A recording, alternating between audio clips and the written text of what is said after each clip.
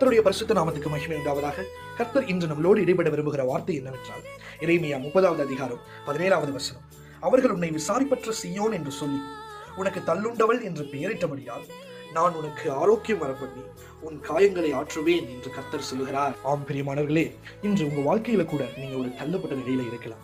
தள்ளப்பட்ட நிலையில இருக்கிற உங்களை பார்த்து இயேசு சொல்லுகிற வார்த்தை, நான் உனக்கு ஆரோக்கியம் வரப்பண்ணி உன் காயங்களை ஆற்றுவேன்.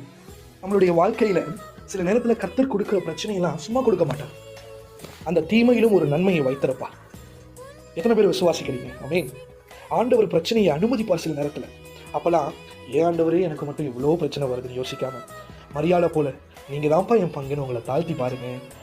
கர்த்தர் தீமைகளை நன்மையாக மாற்றுகிற தேவன். பிரியமானவர்களே, வாழ்க்கையில எவ்வளோ பிரச்சனை வந்தாலும் உங்களுடைய ஜெபத்திலே அதை கர்த்தருக்கு தெரிவிங்க. ஏன்னா வேதம் எவ்விதமாய் சொல்லுகிறது, மனுஷன் முகத்தை பார்க்கிறான், கர்த்தரோ இருதயத்தை பார்க்கிறார். அவர் இருதயத்தை தேற்றுகிற தேவன். எவ்வளோ பிரச்சனை இருந்தாலும் முழங்கால் படிட்டு ஏசப்பா கிட்ட பேசுங்க. அவர் உங்களை தேற்றுவார். அவர் தேற்றுகிற தேவன்.